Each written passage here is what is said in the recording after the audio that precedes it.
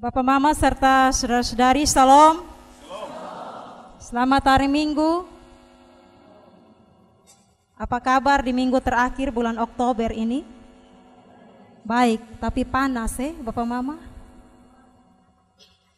Baik Bapak Mama serta saudara-saudara, di minggu terakhir bulan Oktober ini kita mengakhiri bulan keluarga. Kita dituntun dengan tema berdasarkan Injil Matius tadi pasal 18 dengan tema menasihati sesama saudara dalam rangkulan kasih. Sekali lagi, menasihati sesama saudara dalam rangkulan kasih. Bapak Mama, saudara yang dikasihi oleh Tuhan Yesus Kristus, dalam hidup ini tidak ada orang yang sempurna. Setiap orang, saya maupun Bapak Mama, Bapak Saudara semua punya kelemahan masing-masing. Setiap orang punya kelebihan, bahkan kekurangan.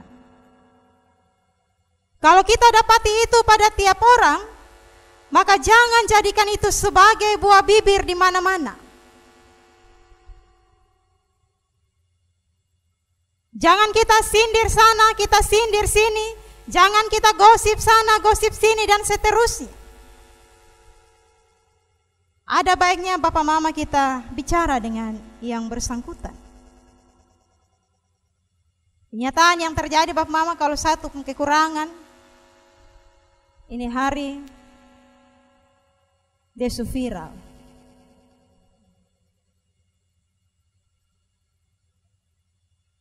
Namun memberi dan menerima teguran itu bukan perkara yang mudah, Bapak Mama. Sebab tidak semua orang tahu cara memberi teguran dan rela menerima teguran dari setiap orang. Mungkin ada yang bersikap diam atas kesalahan sesama. Kita katakan itu urusan pribadi. Ya. Ada yang cenderung bicara keburukan orang lain di tempat yang tersembunyi atau bahkan di media sosial. Ada yang datangi sesama yang bersalah dengan sikap marah. Tapi yang bersalah juga kadang sulit terima teguran. Merasa bahwa dosa yang dia perbuat itu sebagai tanggung jawab dia dengan Tuhan. Orang lain tidak boleh menjadi guru dan hakim atas dosa yang dia buat. Kadang yang ditegur balas dengan teguran dan sikap yang angkuh, menantang, sehingga pasti terjadi konflik dalam hidup bersama. Bapak Mama, saudara yang dikasihi oleh Tuhan, dengan kenyataan ini ada juga orang yang mau cari titik aman. Lebih baik dia diam, karena nanti berisiko dalam hubungan relasi kita dengan sesama. Lebih baik diam. Orang Kupang bilang apa? Jangan cari hal. Dia berbuat salah, dia urusan dengan Tuhan. Bapak Mama, saudara yang dikasihi oleh Tuhan Yesus, sebenarnya dalam bacaan kita pada hari ini menjelaskan kepada kita tentang menyelesaikan sebuah perkara dalam persekutuan berjemaat. Dalam persekutuan berjemaat kita bersaudara, ya. Kita terikat hubungan persaudaraan antara satu dengan yang lain sebagai keluarga Allah, sekalipun kita berbeda suku. Kita keluarga dalam Tuhan. Jangan kita melihat sesama kita sebagai orang asing yang mengancam kehidupan kita dan seterusnya. Tidak semua orang akan dapat melakukan semua hal itu dengan baik dan memuaskan. Selalu saja ada yang marah. Selalu berbuat sesuai dengan apa yang seharusnya. Bahkan itu diketahui oleh orang lain. Terkadang dalam pelayanan atau dalam kebersamaan di mana kita berada, kita tahu bahwa ada orang yang melakukan kesalahan. Tapi kita tak mampu melakukan sesuatu untuk menegur. Mungkin karena kita perasaan atau mungkin juga karena kita mencari titik aman. Bahkan alasan lainnya. Karena itu Bapak Mama serta saudara-saudara, bagian firman Tuhan yang kita baca pada sore hari ini menolong kita untuk bisa memahami langkah-langkah yang harus kita lakukan apabila dalam persekutuan dan kebersamaan kita ada yang melakukan kesalahan. Yang pertama, Bapak Mama, kita lihat ayat yang ke-15. Apabila saudaramu berbuat dosa, tegurlah dia di bawah 4 mata. Bapak Mama serta saudara, menegur atau menasihati itu gampang atau susah? Susah atau gampang, Bapak Mama? Gampang-gampang susah, Menjadi gampang itu kita omong-omong sah. Yang menjadi susah itu Bapak Mama karena tidak semua orang mau dinasihati. Tidak semua orang mau ditegur. Dan tidak semua orang mampu menegur dan menasihati dengan baik. Amin kok Bapak Mama? Jadi akan merasa susah Bapak Mama karena tidak semua orang tidak bisa menerima dengan baik kalau dinasihati. Bahkan terkadang kita ada di tipe orang yang mengatakan, lu siapa? Kau tegur beta dan nasihat beta. Terkadang kita bisa punya pikiran seperti itu.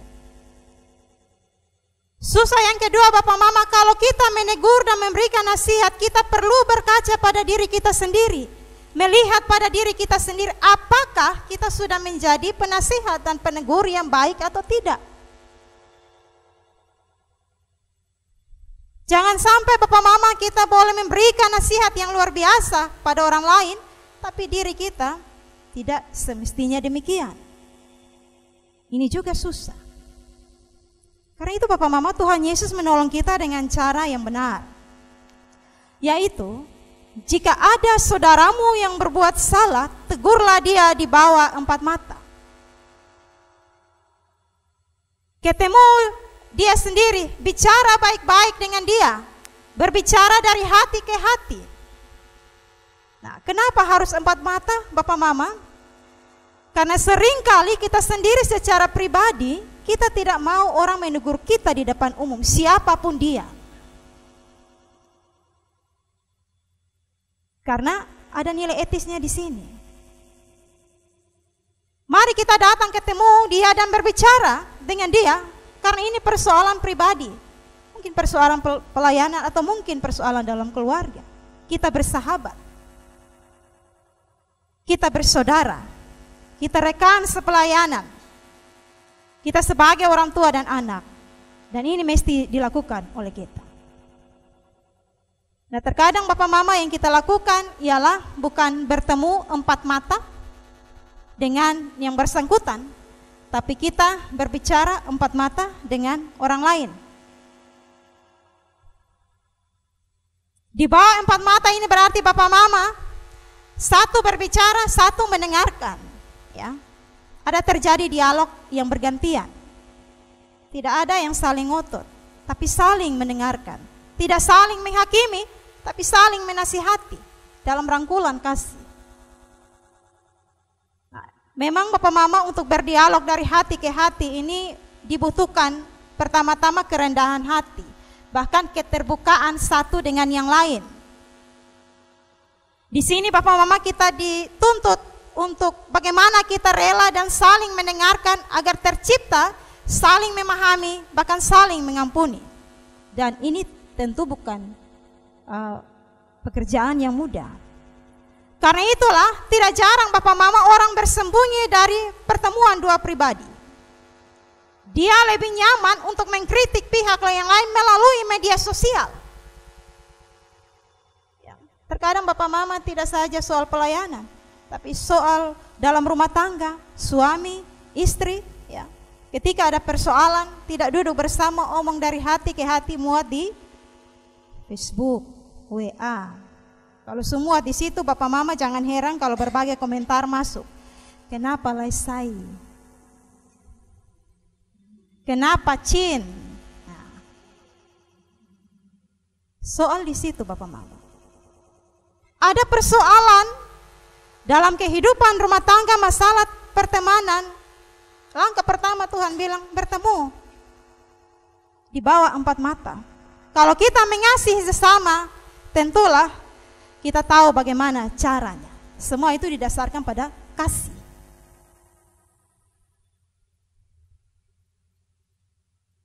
Papa, mama, serta saudara-saudara, setelah 4 mata kalau tidak bisa, ya, pada tahapan kedua, langkah kedua itu Tuhan bilang panggil tambah 1 atau 2 orang. Jadi yang diharapkan Bapak Mama, 1 atau 2 orang yang datang ini orang yang bijak, ya. Bukan orang yang sudah mabok laru, mabok sopi, baru datang, ya. Itu merusak tambah keadaan. Bukan tambah baik, tambah rusak. Kenapa langkah ini penting Bapak Mama? Kadang-kadang dalam pelayanan ada yang berbuat salah, kita cenderung menggunakan kalimat begini, dosa tidak boleh disembunyikan. Lantas kita buka betul-betul kesalahan orang lain. Ini beda tipis antara menegur dan menghancurkan kehidupan orang. Ya. Kadang-kadang Bapak Mama ada kesalahan, kita belum koordinasi dengan yang bersangkutan, potong mulai screenshot dia, kasih naik di Facebook. Akhirnya saling membuli terjadi. Ini bukan cara Kristiani, ini bukan cara orang yang setia dalam pelayanan. Paling tidak menurut pembacaan kita pada sore hari ini demikian. Nah, Bapak Mama serta saudara-saudara, apabila panggil 1 atau 2 orang, ternyata dia tidak mau mendengarkan, maka bawa kepada jemaat. Kenapa kata jemaat ini penting Bapak Mama? Kalau bawa dia dalam persekutuan jemaat, maka yang pasti adalah cara-cara yang dipakai adalah sebagaimana orang bersekutu di dalam Tuhan. Kalau bawa dia dalam gereja, pakailah cara-cara gerejawi.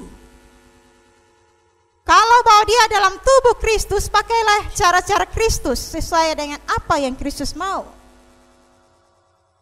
Karena itu disebutkan, bawalah dia ke tengah-tengah jemaat.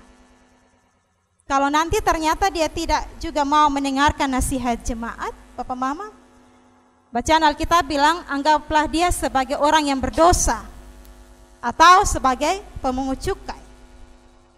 Anggaplah dia sebagai orang yang belum mengenal Kristus. Ini sudah tahapan yang terakhir. Ini juga sekaligus sebagai sebuah pertanyaan dan tantangan bagi kita. Kita menganggap dia sebagai orang yang berdosa, sebagai pemungut cukai. Lalu apa yang harus kita lakukan kalau dia sudah ada di tahapan yang terakhir itu?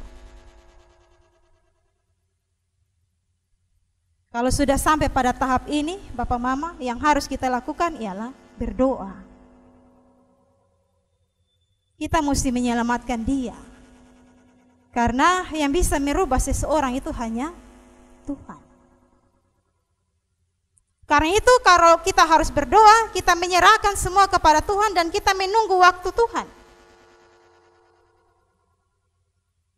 Apa yang sudah kita lakukan, kiranya Tuhan juga boleh berkenan dan memberikan jalan keluar. Bapak, Mama, Bapak, Saudara yang dikasihi oleh Tuhan Yesus Kristus, ini langkah-langkah atau cara yang Tuhan beri bagi kita. Ketika ada orang atau mungkin ada jemaat yang melakukan kesalahan, tegurlah dia apabila dia melakukan hal yang tidak berkenan. Tapi cara kita menegur itu menjadi penting. Seperti yang tadi dijelaskan bagi kita, ada 3 cara. Nah, apabila kita bertemu dengan jemaat atau orang yang kita lihat sudah sangat rusak, apakah kita mau mendoakan dia? Atau jangan sampai Bapak Mama kita mau supaya dia mati, dia tidak usah ada di tengah-tengah dunia. Kita buat supaya orang yang kita tegur itu menjadi malu, supaya kita terpuaskan apa yang menjadi keinginan kita tercapai. Kita hanya mengoreksi orang lain karena mungkin kita kesal, mungkin kita marah, atau mungkin kita dendam kepada orang lain. Ini sesuatu yang bermasalah bagi kita. Karena itu Bapak Mama, teguran persaudaraan memiliki pengaruh. Apabila yang memberi teguran atau nasihat itu juga turut mendoakan sesama saudara yang bersalah. Kalau teguran itu hanya berasal dalam diri yang menegur, atau yang menasihati, maka Bapak Mama, teguran itu tidak memiliki kekuatan apa-apa. Banyak orang tidak menerima nasihat dan teguran kita dan mereka tidak berubah. Bukan karena itu nasihat salah atau itu nasihat baik, tapi kita pun cara memberikan nasihat kepada orang itu tidak benar. Dan terlebih daripada itu Bapak Mama, kita juga tidak turut mendoakan orang itu. Kita sering marah karena kesal atau mungkin dendam terhadap saudara yang melakukan kesalahan. Karena itu kita saling menegur supaya rencana Tuhan terjadi kepada kita. Akan tetapi kita juga perlu melihat cara-cara yang Tuhan berikan kepada kita melalui bacaan pada saat ini. Kita semua yang hadir pada sore hari ini mau supaya sebagai sebuah persekutuan yang disebut sebagai tubuh Kristus, hal-hal yang diinginkan oleh Kristus akan menjadi bagian kita. Supaya di tengah-tengah masalah, kesalahan yang dialami, cara menyelesaikannya itu berbeda dengan orang yang tidak mengenal Kristus. Kita tahu tentang kebenaran, maka cara menyelesaikannya harus sesuai dengan apa yang Kristus ajarkan. Karena itu Papa Mama serta saudara-saudara, Tuhan Yesus pada ayat yang ke-20 menekankan aspek doa. Ya. Aspek doa untuk sukses dan memberi nasihat kepada orang lain, memberikan nasihat kepada saudara. Di situ dikatakan, jika dua orang di antaramu di dunia meminta apapun, permintaan mereka akan dikabulkan oleh Bapakku yang di sorga. Sebab di mana 2 atau 3 orang berkumpul dalam namaku, aku hadir di tengah-tengah mereka. Jadi mendoakan sesama saudara yang bersalah itu kunci untuk mendapatkan dia kembali. Banyak kali kita berhasil, Bapak Mama membawa kembali sesama saudara kita, menasihati. Kita nasihati dia dan dia kembali. Tapi ada kalanya Bapak Mama kita gagal untuk membawa dia kembali karena kita tidak melibatkan Tuhan.